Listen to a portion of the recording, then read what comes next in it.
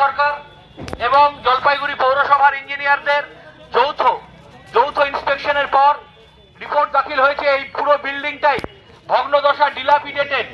জলপাইগুড়ি পৌরসভার তরফ থেকে যারা দোকানের মালিক ছিলেন, মালিক পক্ষকে নোটিশ করা হয়েছে এবং তারা প্রত্যেকে যারা ছিলেন, ধরম পাসওয়ান থেকে শুরু করে ঘোষ ভাতৃদ্বয়, প্রত্যেকে লিখিত আকারে দিয়েছেন যে তারা ভেঙে ফেলতে চান, কিন্তু তারা ভেঙে ফেলতে গড়িমসি করে। আজকে যাতে কেউ কোনো বিল্ডিং ভেঙে পড়ে কেউ যাতে ক্ষতিগ্রস্ত না হয়, জলপাইগুড়ি পৌরসভার তরফ থেকে এই ভগ্নদশা বিল্ডিং ভেঙে ফেলা হচ্ছে। যাদের দোকানের সামগ্রী আছে তাদেরকে সব সরিয়ে নিতে বলা হচ্ছে। যাদের দোকানের সামগ্রী আছে তাদেরকে সরিয়ে নিতে বলা হচ্ছে। শুক্রবার দুপুরে জলপাইগুড়ি শহরে থানা রোড এলাকায় অবস্থিত কোহিনুর বিল্ডিং এর একাংশ ভেঙে ফেলা হয়। বিষয়টি নিয়ে ক্ষোভ প্রকাশ করেন স্থানীয় ব্যবসায়ীরা।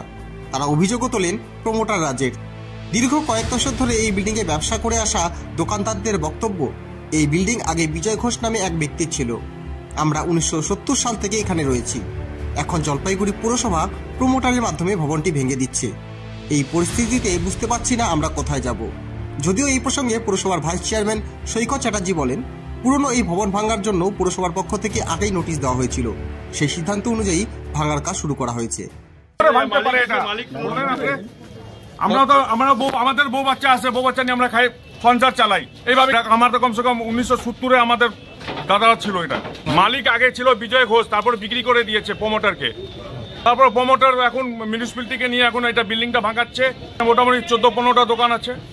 কেউ কাকে দিতে যায় না, আমাকে কোনো নোটিশ দেয় নাই। আমরা কি করবো, নোটিশ পাবো, তারপর চিন্তা ভাবনা করবো। আমার দরকার পড়লে আমার কোর্টের মারফতে যাব। জলপাইগুড়ি পৌরসভার সামনে বেশ কয়েকটা বিল্ডিং চিহ্নিতকরণ হয় যেগুলো আপনার ডিলাপিডেটেড, মানে হচ্ছে ভগ্নদশা। তার মধ্যে এই কোহিনুর বিল্ডিং একটা। এই জলপাইগুড়ি পৌরসভা তার বোর্ড অফ কাউন্সিলার্সের মিটিংয়ে রেজলিউশন নিয়েছে। তার আগে এক্সিকিউটিভ ইঞ্জিনিয়ার এমইডি নিজে এখানে সরেজমিনে এটাকে ইন্সপেকশন করে, এবং তার আগে জলপাইগুড়ি পৌরসভার ইঞ্জিনিয়াররা করেছে। সবার রিপোর্টে পুরো বিল্ডিং ভগ্নদশা, যে কোনো সময় ভেঙে পড়তে পারে, প্রচুর মানুষের ক্ষয়ক্ষতি হতে পারে, মৃত্যু হতে পারে। তাই পৌরসভার তরফ থেকে আজকে পুরো বিল্ডিং ভাঙা হচ্ছে।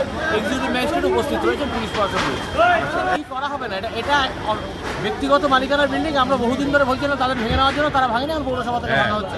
কারণ আপনারা দেখেছেন যে মুক্ত ভবন ভেঙে পড়ে লোক আহত হয়েছে, চাঙর পড়েছে, এখান থেকে ভেঙে পড়ছিল, তখন তো ভাঙা হবে।